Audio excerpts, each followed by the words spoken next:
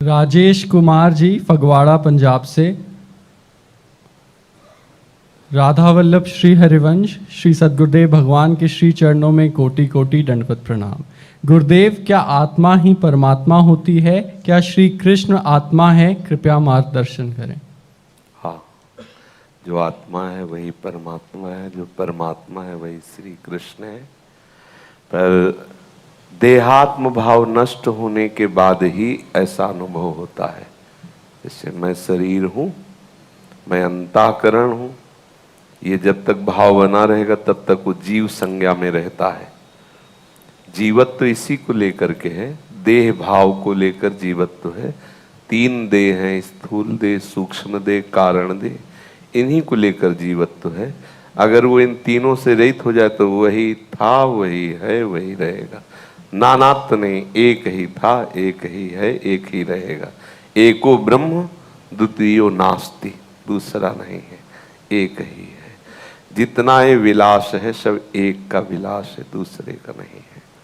ये जगन्नाटक वैभवा, श्री गोपाल शास्त्र नाम में एक नाम भगवान का है, जगन्नाटक वैभवा।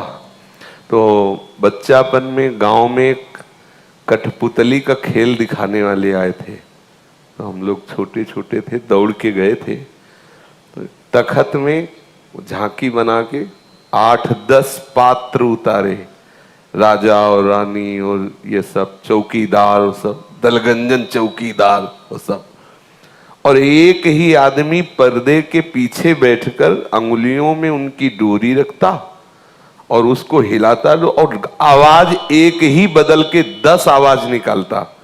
और बहुत सभा आनंदित हो रही थी देख के, और सबका मन रमाए हुए था। 10 आवाजें, 10 पात्र अभिनय करता, लेकिन नचाने वाला और बोलने वाला एक था, कठपुतली का खेल दिखाने वाला। जब एक कलाकार में इतनी सामर्थ्य है तो अनंत मायाओं का स्वामी जो भगवान है वो एक ही इतनी आवाजें निकालता है, एक ही इतने रूप हैं और एक ही अनेक होकर नाच रहा है। वहां तो नचाने वाला व्यक्ति है और नाचने वाली कठपुतली है। उमा दारू जोशित की नाई, सब ही नचावत राम गुसाई। बस सच्ची पूछो, नाचने वाला भी वही और नचाने वाला भी वही है। इसलिए जब ये रहस्य समझ में आ गया तो वही आत्मा है, वही परमात्मा है, वही भगवान है, उसके सिवा कोई नहीं है। तभी भगवान कहते यो माम पश्यति सर्वत्र सर्वम च मयि पश्यति। भगवान का ही स्वयं आदेश। भगवान ही कह रहे मत्तरः परतरम नान्यत् किंचिदस्ति धनंजय, मेरे सिवा और कुछ नहीं है। जैसे सूत का माला एक बाजार में जिससे मिलता है, या पवित्रा बनाया जाता है ठाकुर जी को, वो सूत का ही होता है, पवित्रा का माला बनता है।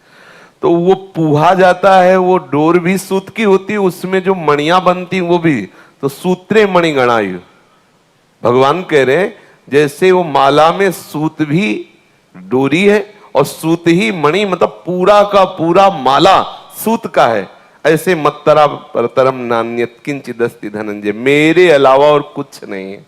वही आत्मा है, वही परमात्मा है, वही श्री कृष्ण है। उनसे न बढ़कर कोई है, न उनके अलावा कोई है।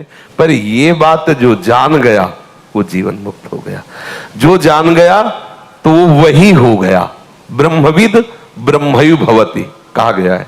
ब्रह्मविद जो ब्रह्म को जान गया वो ब्रह्मयु भवति, वो ब्रह्म हो जाता है। फिर ब्रह्म होकर के वो ब्रह्म की रसमयी लीलाओं में जाता है। अगर वो ज्ञान मार्ग से गया है तो वही लीन हो जाता है, भक्ति मार्ग से जाता है तो वो प्रेम में स्वरूप धारण करके लीला का एक पात्र बन जाता है। लेकिन होते एक ही हैं। उपास्य और उपासक केवल भाव मात्र होता नहीं, दोनों एक ही तत्व वहां होते हैं। जैसे अपने वृंदावन उपासना में प्रिया प्रीतम प्रेम स्वरूप, सहचरी प्रेम स्वरूप, वृंदावन प्रेम स्वरूप, लीला चेष्टाएं सब प्रेम स्वरूप। समझ रहे ना? तो ऐसे वही आत्मा है, वही परमात्मा है, वही श्री कृष्ण है, उसके अलावा कोई नहीं, दूसरा कोई नहीं।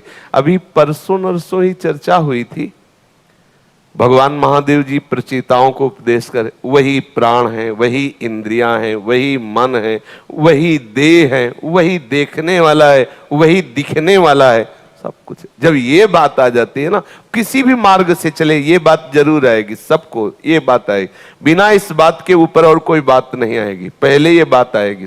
इसे शांत रस कहते हैं। सर्वव्यापी परमात्मा तत्व का अनुभव होना सबके लिए अनिवार्य है। जब ये हो जाता है फिर वो भाव देश में सखा भाव से, सखी भाव से, गोपी भाव से, जो गुरुजनों के द्वारा भाव मिले उससे आनंद लेता है भक्त। लेकिन ज्ञानी इसी में लीन हो जाता है। एक ही ब्रह्म है, सर्वम खलमिदम ब्रह्म ने नानास्ति किंचन, बस इतना अनुभव होते ही वो जीवन मुक्त हो जाता है, वो मोक्ष को प्राप्त हो जाता है। पर भक्त उस मोक्ष को स्वीकार ना करके भेद भावना रखते हुए प्रेम में जाता है, दिव्य लीलाओं को प्राप्त होता है प्रभु की। समझ में आया?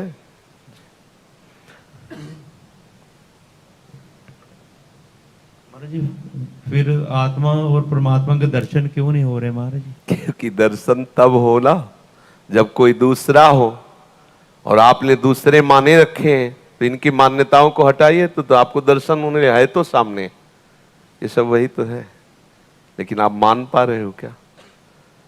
दिखाई तो वही दे रहा है, जितना भी जो कुछ, सर्वम खलमिदम ब्रह्म नेह नानास्ति किंचन, किंचन मात्र भी उसके सिवा कुछ नहीं है। आप उसके सिवा सब कुछ मान रहे हैं लेकिन उसको नहीं मान रहे। देख लीजिए, हृदय से देख लीजिए, ईमानदारी से देख लीजिए। वृंदावन में हो आप, ईमानदारी से देख लो, केवल वो नहीं है, बकाया सब कुछ है, ऐसी हमारी धारणा है, तभी वो दिखाई नहीं दे रहा। और जबकि बात यह है कि वही वो है, दूसरा कुछ है ही नहीं। ये जिस दिन अंदर आ जाएगा उस दिन अदर्शन नहीं होगा, उस दिन दर्शन हो जाएगा। गोस्वामी जी को दर्शन हो रहा, सिय राम मैं सब जग जानी, करऊं प्रणाम जोरी जुग पानी। सब मेरे सिया राम है, ऐसा नहीं है, सिया राम है, उनको दिखाई दे रहा सिया राम है, उनके सिवा कोई है ही नहीं। इसीलिए दर्शन नहीं हो रहा कि वो केवल नहीं है, बगैर सब कुछ है, ऐसा हमें भान। देख लो, स्त्री है, पुरुष है, उत्तम है, मध्यम है, नीच है, दुराचारी, सदाचारी है, साधु है, असाधु है, जड़ है, चैतन्य है, ये सब हम देख रहे हैं। लेकिन हम ये नहीं देख पा रहे कि केवल प्रीतम है। अगर ऐसा देख लिया तो बहुत जन्मों की साधना का परिणाम प्राप्त हो गया। बहुनाम जन्म नावंते ज्ञानवान माम प्रपद्यते वासुदेवा सर्वम, सा महात्मा सुदुर्लभा। भगवान करे ऐसा महात्मा दुर्लभ है। ये सब भगवान ही है, सब चराचर भगवान ही है। पर ये बात अभी तार्किक लोगों के, कैसे भगवान हो सकता है, ये कैसे हो सकता है, ये क्यों हो सकता है, ये भजन करो तो समझ में आ जाएगा। उनके सिवा ना कुछ था, ना है, न रहेगा। ब्रह्मा जी से पहले ही कह दिया था, जब सृष्टि का सृजन भी नहीं हुआ था, कि मैं ही मैं, सृष्टि रूप में मैं ही बनूंगा। ये ध्यान रखना, ब्रह्मा जी से कहा, जो 34 श्लोक की भागवत, मैं ही बनूंगा, जो बचेगा वो मैं ही रहूंगा, जो आप जहां नहीं पहुंचे वहां भी मैं हूं, जहां पहुंचे वहां भी मैं हूं। ये बात जान गया तो निर्विकार हो जाता है। बड़ी कठिन बात, कहना अलग बात है बहुत कठिन बात। जब हमसे कोई प्रतिकूल व्यवहार करता है तो उसमें भगवान देख पावे, बड़ा कठिन है। जब जिससे घृणा है वो वस्तु दिखाई दे, उसे हम भगवान देख पावे, कहां ऐसा हो सकता है। लेकिन ऐसा जब हो जाता है तो जीवन मुक्त हो जाता है। और इसी बात की तो साधना सच्ची मानिए कुछ नहीं है, केवल उसकी माया का ये खेल जो दिखाई दे रहा है, इससे हमारी दृष्टि हट जाए तो बस बात। और इसी से हटाने के लिए उपासना की जा रही, साधना की जा रही, सत्संग किया जा रहा है। तो जिस समय नेत्र पवित्र हो जाएंगे तो देखोगे कि आप ही आप हो। ज्ञान मार्ग में और भक्ति मार्ग में भी आप ही आप हैं। ज्ञान मार्ग में देखोगे आप ही आप हो, और भक्ति मार्ग में देखेंगे आप ही आप हैं। समझ रहे ना, बस समझ रहे हो ना। ज्ञान मार्ग का पथिक देखता है आप ही आप हो, भक्ति मार्ग का देखता है आप ही आप है। बस मगन, आनंद मगन, दसों दिशाएं उसके लिए आनंद मगन हो जाती है। खूब धैर्य पूर्वक नाम जप करो, इसी से सब रंग आ जाएगा। कुशाग्र जी कानपुर से, श्री हितम वंदे, प्राण प्यारे सदगुरुदेव की बलिहारी। सदगुरुदेव, प्रारंभिक साधक जिसको प्रिया प्रीतम के रस विलास के विषय में कुछ भी नहीं ज्ञान है, उसको अपनी तरफ से प्रयास करना चाहिए या कृपा की प्रतीक्षा करनी चाहिए? यदि प्रयास करना चाहिए तो क्या करना चाहिए? समस्त उपासनाओं का जो स्वरूप हितजू महाराज ने वर्णन किया, वो कहा श्रवण कथन सुमिरन, ये तीन पर बहुत जोर दिया है। श्रवण कथन सुमिरन विश्वास के साथ। यदि हमारा जो आराध्य देव, उसकी महिमा, उसका रूप, उसका नाम का हम बार बार श्रवण करें, कथन करें, सुमिरन करें और विश्वास पूर्वक करें कि इसी से भगवत प्राप्ति निश्चित हो जाएगी, निश्चित हो जाएगी। यदि हम भगवत लीलाओं का कथन करें, भगवत लीलाओं का श्रवण करें, भगवत लीलाओं का जो हमने कथन श्रवण किया उसका सुमिरन करें, निश्चित भगवत प्राप्ति हो जाएगी। प्रभु का नाम, प्रभु की लीला, प्रभु का गुण, गायन, श्रवण, सुमिरन, ये तीन प्रधान बातें हैं। हमारी वाणी जब बोले तो प्रभु के नाम लीला गुण, हमारी श्रवण यदि सुने तो प्रभु के नाम लीला गुण, सुमिरन हो अंदर तो इसी को हो गए भगवत प्राप्ति। पर इतने में लौट के आना बहुत कठिन होता है, क्योंकि बाहरी वातावरण, व्यवहार और आंतरिक बहुत जन्मों के संस्कार वो में बार बार नानात्व का चिंतन कराते, संसार का चिंतन कराते। इसीलिए हमें हमारा चिंतन अखंड या अनवरत नहीं चल पाता। हमें वैराग्य और अभ्यास का आश्रय लेकर के ये करना होगा। जिन जिन भोगों में हमारी रति है उनको हमें बलात् जबरदस्ती छोड़ना होगा, उसे त्याग कहते हैं। फिर धीरे धीरे जब रस मिलेगा तो वैराग्य आ जाएगा, राग रहित हो जाओ। राग रहित हुई तो उपरति हुई, उपरति से सीधे प्रेम को प्राप्त हो गया, सीधे आत्मस्वरूप का बोध हो गया।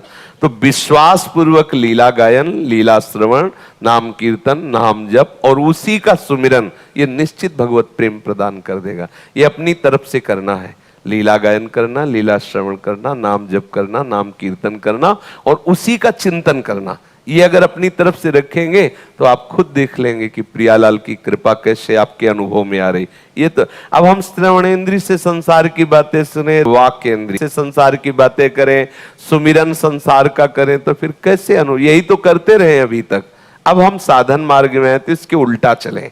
भगवत चिंतन, भगवत मनन करने के लिए श्रवण कथन, कल ही चर्चा हुई थी कि हमें ये बहुत सावधान रखना, नेत्रेंद्रिय, श्रवणेंद्रिय और वाक्येंद्रिय, तीन से ही हमारा साधन या असाधन होता है। कल चर्चा हुई थी, इसलिए ध्यान पूर्वक हम अपने चिंतन को संभालने के लिए श्रवण और कथन पर विशेष ध्यान दें तो बात बन जाए। और सहसा नेत्र हमें किसी को नहीं देने चाहिए, नेत्र सावधान रखें, उचित दर्शन करें। अगर अनुचित कोई दृश्य, कोई जो हमें विकारी कर सके, एक बार दृष्टि चली जाए, दोबारा हम दृष्टि न डालें तो हमें बहुत लाभ मिलेगा परमार्थ में। फिर जो आजकल मोबाइल आदि की उसमें गंदी वृत्तियों का, प्रपंच का दर्शन, नाटक सिनेमा का दर्शन, ये सब भजन में बाधक है। अगर हम फिल्में देखें, नाटक देखें, गंदी बातें, समाचार आदि और भी बहुत से प्रपंच हैं, पूरा संसार है उसमें, इतने बड़े में पूरा संसार है। अगर हम उस पे रति करेंगे तो ये सब प्रवचन एक कोने में रखा रहेगा, सुनना और कहना। वो चिंतन हमारा चिंतन बिगड़ा तो क्या, हमारा साधक का धन क्या है? चिंतन। हमारा चिंतन सुरक्षित है, हम धनी हैं। अगर हमारा चिंतन बिगड़ गया तो रह क्या गया? चिंतन ही तो खास है। साधु को, साधक को, उपासक को चिंतन पर ध्यान देना चाहिए। अनन्यस चिंतयन्तो माम, चिंतन अनन्य बनना चाहिए। तो उस चिंतन के लिए कथन, श्रवण, दर्शन, इस पर हमारी सावधानी रहे। हम ऐसा दृश्य देखे ना, ऐसा बोले ना, ऐसा सुने ना, तो हमारा भगवत चिंतन सतत होने लगेगा। अक्षय कुमार रस्तोगी जी। महाराज जी, मैं पिछले 20-22 वर्ष से सत्संग में हूँ, तो मुझे ऐसा लगता था पहले 10 साल तक कि मेरा साधक जीवन ठीक चल रहा है, और क्या कहते हैं, या ऐसा कह सकते हैं कि कुछ ऐसी जब तक परिस्थिति नहीं आई तब तक मुझे स्खलन का वो नहीं हुआ। उसके बाद मेरे पढ़ने की वासना थी, तो ऐसा गुरु कृपा से, भगवत कृपा से मेरी पढ़ाई भी हुई 5 यूनिवर्सिटीज़ में, मेरी डॉक्टरेट भी पूरी हो गई अभी। लेकिन पिछले 5-6 साल में 3 बार स्खलन हुआ।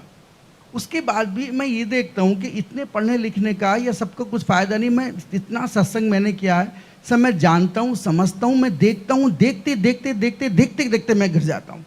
अरे मेरे समझना सुको जी जी, घी दूध की बातें हम खूब करें, कभी लीटर भर पिया ना हो तो बाजू में दम नहीं आएगा। बाजू में दम आने के लिए घी दूध पीना पड़ेगा। सत्संग सुनना घी दूध की बातें सुनना है, शास्त्रों का पढ़ना घी दूध की बातें पढ़ना है। और भजन करना डट के घी दूध पीना है। बातें पढ़ो या ना पढ़ो, सुनो या ना सुनो, अगर 2 लीटर गाय का दूध पी के दंड बैठक मारोगे तो कहीं भी ताल ठोक दोगे। ऐसे ही श्री हरिवंश नाम बल हो अपने मन भाई सब, यदि भजन करोगे ना डट के भजन, तो कोई भी विकार ऐसा नहीं आकर्षित, हृदय जलता रहता है। कभी ये नहीं आता मैं ठीक चल रहा हूं, सच्ची मानना, जिस दिन भजन होगा ना तो उसका प्रभाव और स्वभाव होता है, हृदय जलता रहता है कि हाय कब मैं भजन कर पाऊंगा, कब मैं डट के भजन कर पाऊं, कब ऐसा होगा कि मैं छक के भजन करूं। ये कामना सब कामनाओं को रौन देती है, और दिव्य विवेक, परम पवित्र विवेक कहीं उसे फंसने नहीं देता। हर 1 मिनट किसी से बात किया ना तो एकदम हृदय व्याकुल हो गया, और अंदर ही अंदर राधा राधा राधा राधा राधा राधा राधा, जैसे छोटा सा बच्चा भूल जाए किसी खिलौनों की तरफ, फिर ध्यान आवे माओ भागा, ऐसे तद स्मरण परम व्याकुल थे। बिना भजन के जीवन भर प्रवचन सुनते रहे तो प्रवचन के बोलने की, उत्तर देने की क्षमता आ जाएगी, लेकिन निपटने की क्षमता नहीं आएगी। उसके लिए भजन बल चाहिए। सच्ची मानिए, बिना भजन बल के प्रवचन करना, प्रवचन सुनना, ये माया पर विजय प्राप्त नहीं करा सकते। और कुछ ना हो, केवल भजन हो तो आप विजय प्राप्त कर सकते हैं। प्रवचन सहायक है, कथन श्रवण सहायक है, हमें नवीन उत्साह मिलता है भजन का। अगर भजन नहीं तो सच्ची मानिए समय थोड़ी देर सार्थक हो रहा है, लेकिन निकलते ही आपको माया अपने में फंसा लेगी। आपका विश्राम स्थल भोग होगा, ना कि योग होगा। भगवत योग के लिए आवश्यक है तेसाम सतत युक्तानाम भजताम प्रीति पूर्वकम तब ददामि बुद्धि योगम तम। अब बुद्धि योग हो गया तो संपूर्ण विषय भोग एक साथ विराजमान हो तो भी उसकी मन में कहीं भी हलचल नहीं हो सकती।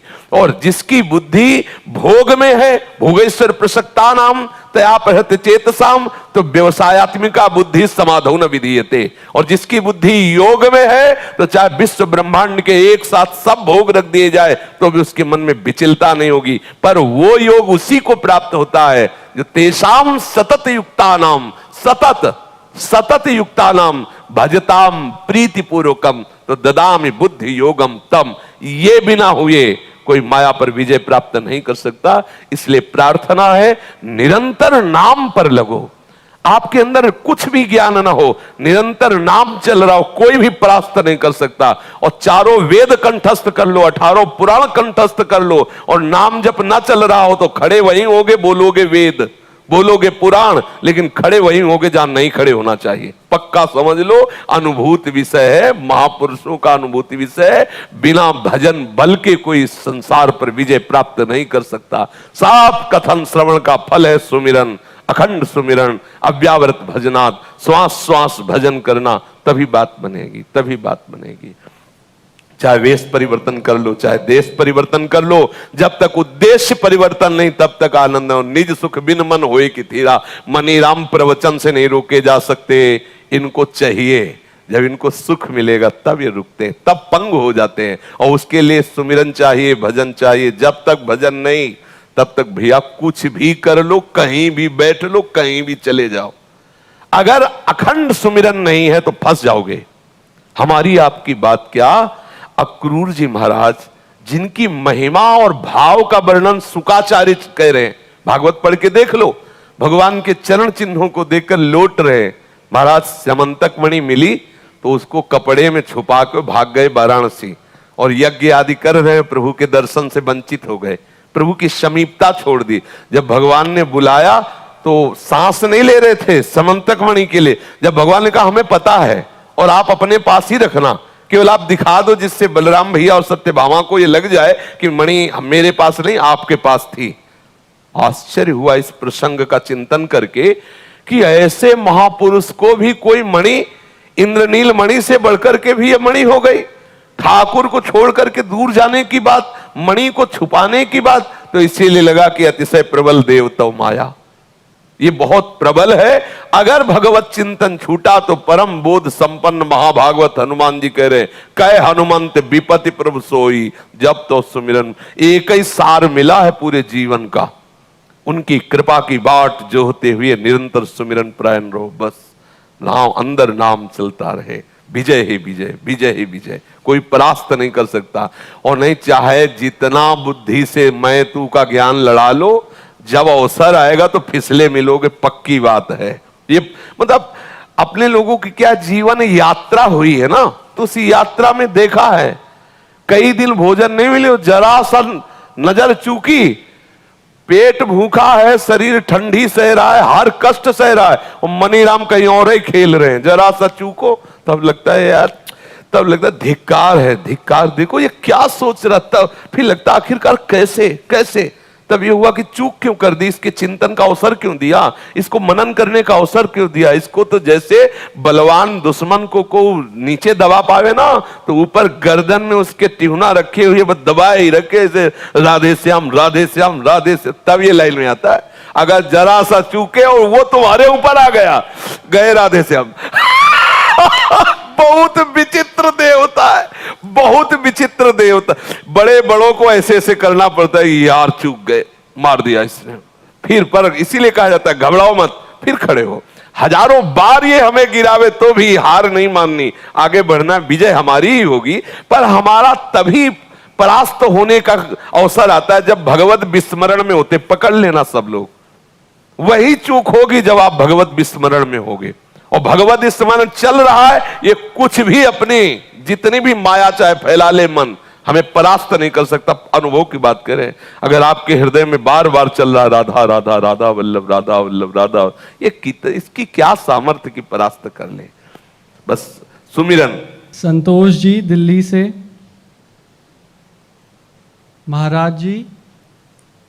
महाराज जी मेरी पहले शिव नाम की दीक्षा हुई है। अब शिव कृपा से मैं 1 वर्ष से आपका सत्संग सुन रही हूँ और श्रीहित 84 जी का भी पाठ कर रही हूँ। कृपया अब मुझे अपने चरणों में शरणागति देने की कृपा करें। हाँ देख लीजिए। नितिका जी, अरुणेश जी, रिया जी, रूही जी फगवाड़ा पंजाब से, हमें शरणागत हुए साल हो गया है गुरुदेव। हम हर 3 महीने बाद वृंदावन आते हैं, पर इस बार आपकी कृपा से 1 महीने बाद आए हैं।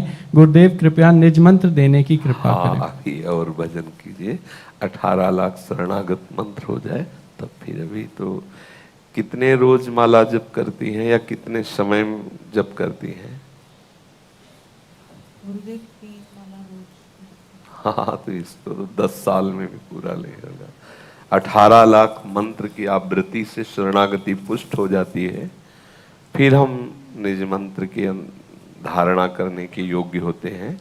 इसलिए और बढ़ाओ मंत्र, और बढ़ाओ, चलते फिरते उठते बैठते पवित्र अवस्था में शरणागति मंत्र जपो, शरणागति पुष्ट हो जाए फिर निज मंत्र ले लेना। राम बाबू जी, श्वेता जी, जय जय राधा वल्लभ श्री हरिवंश। प्राण प्यारे प्रीतम सदगुरुदेव भगवान के चरणारविंद में कोटि कोटि नमन। हे मेरे गुरुदेव, हम गत 1 वर्ष से आपकी कृपा बल से श्री धाम वास कर रहे हैं और आपकी चरण शरण में हैं। यद्यपि हम अयोग्य हैं, पर आप उचित समझे तो निज मंत्र प्रदान करने की अनुमति। आपका इसलिए पास है कि आप 8 पहर वृंदावन वास करते हैं और 8 पहर सत्संग और भजन परायण हो, हम जानते हैं, इसलिए ले लीजिए। शकुंतला जी, सदगुरुदेव भगवान के श्री चरणों में कोटि कोटि नमन। राधा वल्लभ श्री हरिवंश। भगवान, आपने बताया कि रज के अलावा धाम से कोई भी चीज नहीं ले जानी चाहिए। 40 वर्ष पहले गलती से नहीं, चीज की बात नहीं कही, कोई भी जीव संज्ञक वस्तु, जैसे तुलसी का पौधा है या ऐसी कोई जीव, मानो आप यहाँ से कोई बंदर का बच्चा है, कोई तुलसी है, कोई पौध जो जीव संज्ञक है, यहाँ से मत ले जाओ।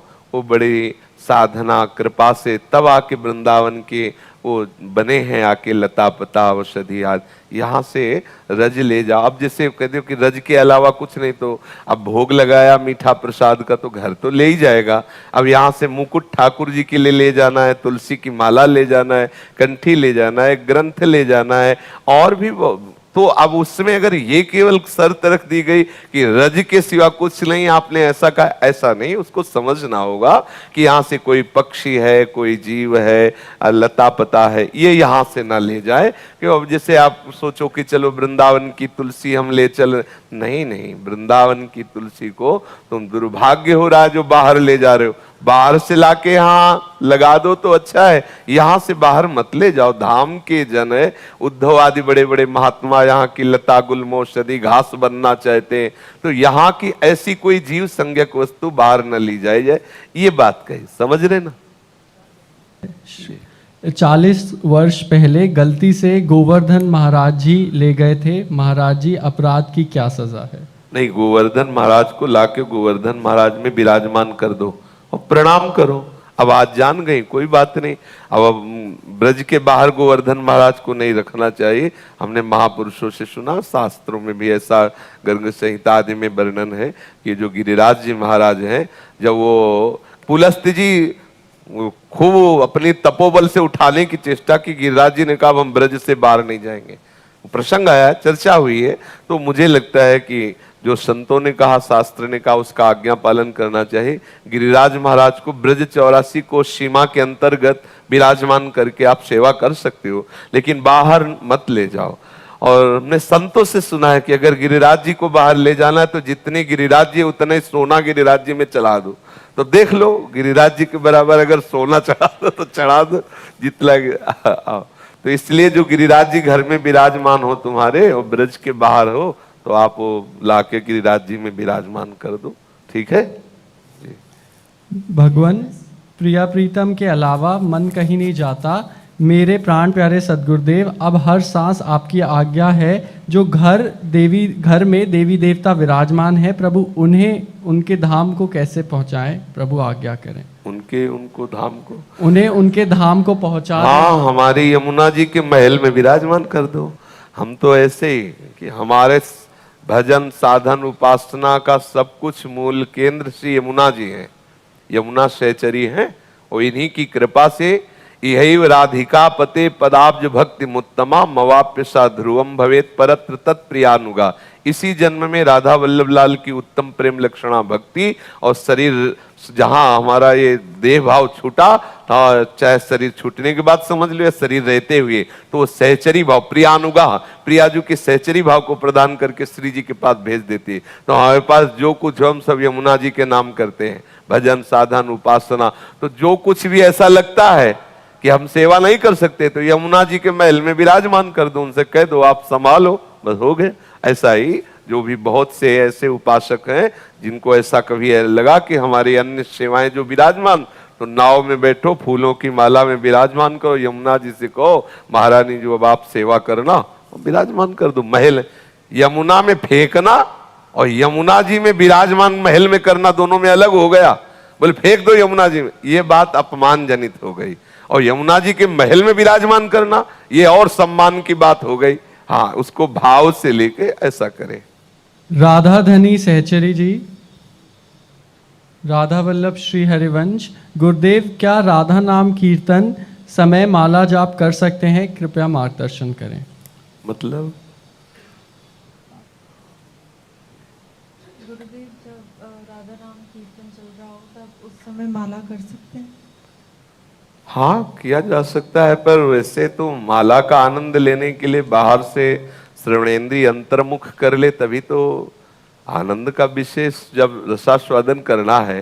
मान लो माला चल रही तो हम जो मंत्र जप रहे हैं वो हम श्रवणेन्द्रिय से अंदर अंदर सुने ना, क्योंकि श्रवणेन्द्रिय बाहर होगी तो एक क्रिया मात्र माला की होगी, और मनीराम यही चाहते हैं कि उनको बाहर ही रहना पड़े, अंतर्मुख ना होना पड़े। इसलिए जैसे कि भाई अमुक साउंड बज रहा है, चल रहा है, फिर तो मन के ऊपर मार नहीं पड़ेगी। अगर मार पड़ के उसको कमजोर करना है, प्रेम रस लायक बनाना है, तो मुझे लगता है कि जब मंत्र जप करे तो एकदम एकाग्र होकर और शांत होकर करे।